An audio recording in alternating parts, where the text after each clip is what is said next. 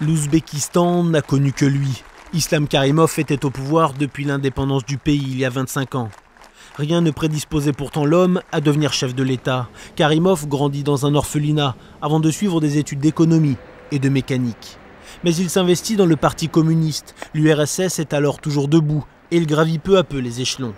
Il arrive ainsi à la tête de la République soviétique d'Ouzbékistan avant l'indépendance et il parvient à se maintenir au pouvoir après l'implosion du bloc communiste. Les opposants sont alors ciblés. Human Rights Watch est formel, les prisonniers politiques se comptent par milliers, la torture est endémique. Activistes, opposants et journalistes sont régulièrement harcelés. Même l'une de ses filles, Gulnara, un temps favorite pour lui succéder, est assignée à résidence depuis qu'elle a comparé son père à Staline. En 2005, des centaines de manifestants anticorruption sont tués dans l'est du pays par les forces de l'ordre. Depuis, évoquer ce massacre est formellement interdit. Les pays occidentaux ont modéré leurs critiques contre ce régime très oppressif, car l'Ouzbékistan a parfois su se révéler bien utile, notamment pendant la guerre en Afghanistan. Les États-Unis y avaient alors installé une base militaire.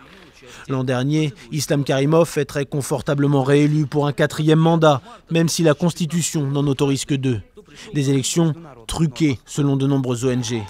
Avec le décès d'Islam Karimov, le président du Sénat doit désormais assurer l'intérim. Mais c'est une véritable guerre de succession qui s'engage. Une lutte de pouvoir notamment entre le Premier ministre et le vice-premier ministre, 2 hommes considérés comme des rivaux.